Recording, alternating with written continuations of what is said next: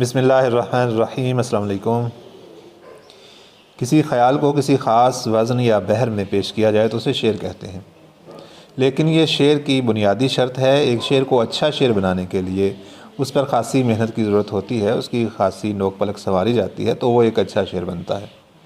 اس سلسلے میں ہم گفتگو کر رہے ہیں، یہ آج چوتھا سبق ہے۔ پہلے سبق میں ہم نے جانا مشق کا درست طریقہ کیا ہے، کس طریقے سے کی جائے تاکہ کلام میں بہتری آئے، اور دوسرے سبق میں ہم نے جانا کہ وزن کو کس طریقے سے پرکھا جائے کہ آپ کے کلام میں وزن کی غلطی نہ ہو۔ تیسرے سبق میں ہم نے جانا کہ ہم خیال کو، مضمون کو کس زاویے سے دیکھیں کہ مضمون کے ضمن میں آنے والے جتنے عیوب ہیں وہ کلام میں نہ ہوں۔ آج ہم دیکھیں گے کہ جب ہم شعر کو لفظی ڈھانچے میں، لفظی کالم میں پیش کرتے ہیں تو ان لفظوں کا انتخاب کرتے ہوئے اور ان لفظوں کی نشست و برخاست میں ہم کن چیزوں کو پرکھیں کہ ایک شعر جو ہے وہ اچھا شعر بنے اور اس میں سارے جو عیوب ہیں وہ نہ پائے جاتے ہوں۔ یہ سب سے پہلے ہم بات کرتے ہیں لفظ کے انتخاب کی۔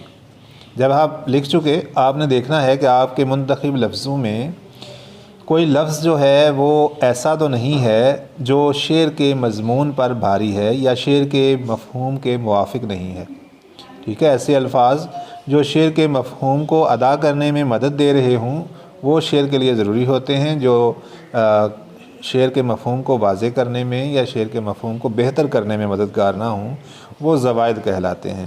وہ ایسے الفاظ اس میں نہیں ہونے چاہیے۔ صرف وزن کو پورا کرنے کے لیے اگر کچھ لائے گئے ہیں تو وہ آپ کو آہستہ آہستہ اپنے کلام سے ختم کرنے ہیں۔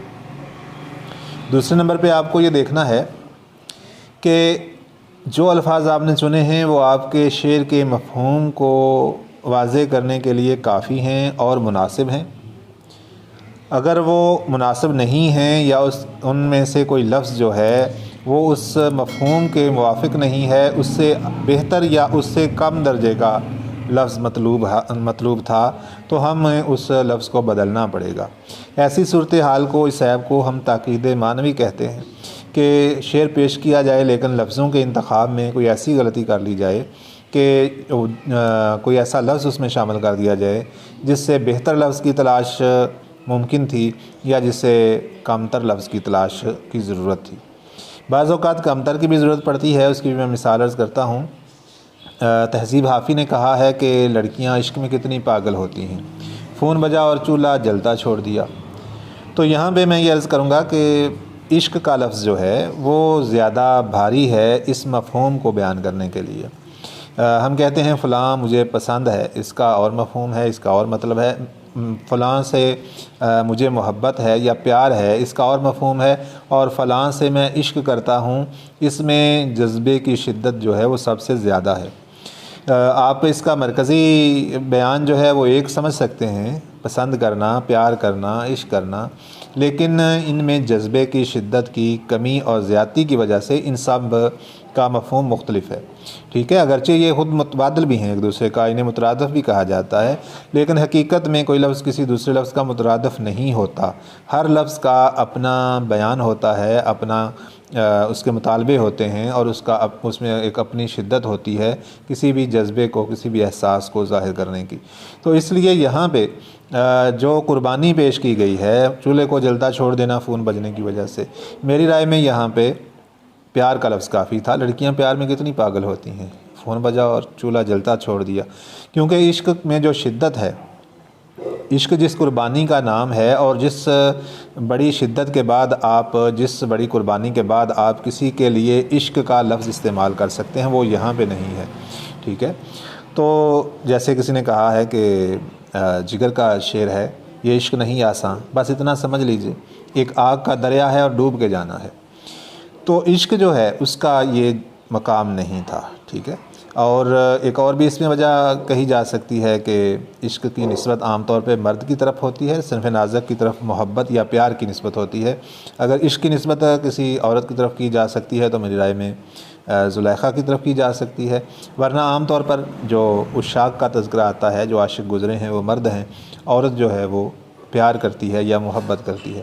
بہرحال یہ الگ موضوع ہے، گفتگو طویل نہ ہو جائے۔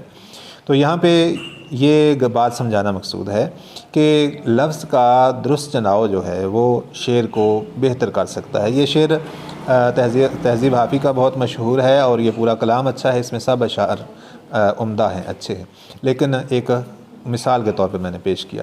اسی طریقے سے بات چل رہی ہے کہ درست لفظ کے انتخاب کی۔ ایک دوست میرے پاس کورس کر رہے تھے اوزان کا، تو انہوں نے ایک شعر بھیجا کہ دیکھیں اس شعر میں یہ لفظ بیکاری کا استعمال کیوں کیا گیا ہے۔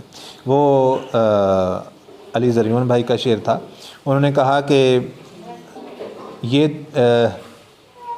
تو جو محبت میں صلہ مانگ رہا ہے، اے شخص تو اندر سے بیکاری تو نہیں ہے۔ تو اس میں اسی دوست نے ہی، اسی طالب علم نے ہی اس چیز کو پکڑا۔ اس نے کہا کہ بیکاری صلہ تو نہیں مانگتا، صلہ مانگ رہا ہے اگر کہا جائے تو پھر بیکاری نہیں ہونا چاہیے۔ بیکاری تو بغیر کسی عمل کے وہ صرف بھیک مانگتا ہے۔ صلہ مانگتا ہے مثال کے طور پہ مزدور مانگ لیتا ہے اپنی محنت کا صلہ، یا پھر جو خادم، نوکر، ملازم، وہ اپنی خدمات کا صلہ مانگتا ہے۔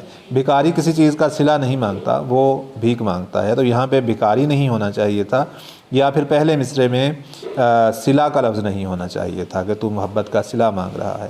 تو یہاں پہ لفظ کے چناؤ میں یہ خرابی ہے۔ یہ بات یہاں پہ میں واضح کرتا چلوں کہ یہ دونوں شاعر جن کا میں نے تذکرہ کیا یہ بہت محترم ہیں اور ہمارے ملک پاکستان کی نمائندگی کرتے ہیں دنیا بھر میں۔ یہاں پہ تنقید مقصود نہیں ہے، نہ میں اس قابل ہوں ان کے کلام پر تنقید کروں۔ یہاں پہ تاکید معنوی میں جو کتابوں میں مثال ملتی ہے وہ غالب کے شعر کی ہے، اور اس شعر کو اچھے طریقے سے آپ کو سمجھانا کہ اس میں تاکید کس طرح سے ہے وہ ذرا دقت والا کام تھا، اس لیے میں نے ذرا آسان مثالیں آپ کے سامنے پیش کیں۔ امید ہے آپ اس چیز کو سمجھ گئے ہوں گے تاکید معنوی کا عیب کیا ہے۔ دوسرے نمبر پہ ہم دیکھیں گے کہ غرابت، ایک عیب ہے غرابت کا۔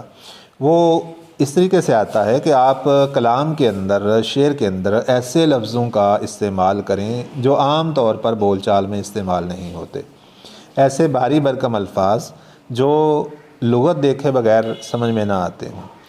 تو یہاں پہ یہ فیصلہ کرنا ذرا مشکل ہو جائے گا کہ کون سے الفاظ ہیں جسے سب لوگ سمجھتے ہوں۔ ایسے تو کوئی الفاظ بھی نہیں ہیں، عوام جو ہے وہ آج کل ذرا سا اردو کا ثقیل لفظ آ جائے تو وہ اسے نہیں سمجھ پاتے۔ تو یہاں پہ ہمارا معیار ہوگا ایک درمیانے درجے کا ادبی ذوق رکھنے والا شخص، ٹھیک ہے۔ ایسے الفاظ جو ایک درمیانے درجے کا ادبی ذوق رکھنے والا شخص بغیر لغت دیکھے سمجھ پائے اور شعر کو وہ اس کے مفہوم کو سمجھ پائے، ان الفاظ کا انتخاب درست ہوگا۔ اور ایسے الفاظ، ایسے ثقیل اور بھاری الفاظ جن کے لیے ایک ادبی ذوق رکھنے والے شخص کو بھی لغت اٹھانا پڑے، ان الفاظ کا استعمال غرابت میں آئے گا۔ لفظوں کے انتخاب میں یہ توازن رکھنا ضروری ہے کہ بالکل عامیانہ، سوکیانہ الفاظ نہ ہوں، الفاظ ادبی ہوں، شاعرانہ ہوں، لیکن ایسے ثقیل اور بھاری بھرکم نہ ہوں کہ جن کے لیے کسی ادبی دوست کو بھی لغت اٹھانی پڑے۔ تو آج کل ظاہر ہے کہ ادب کا ایسا دور نہیں ہے کہ دوست شعر کو سمجھنے کے لیے لغت اٹھائیں، بلکہ جو چیز ان کی سمجھ میں نہیں آئے گی وہ اسے وہیں پہ چھوڑ دیں گے، آگے چل نکلیں گے۔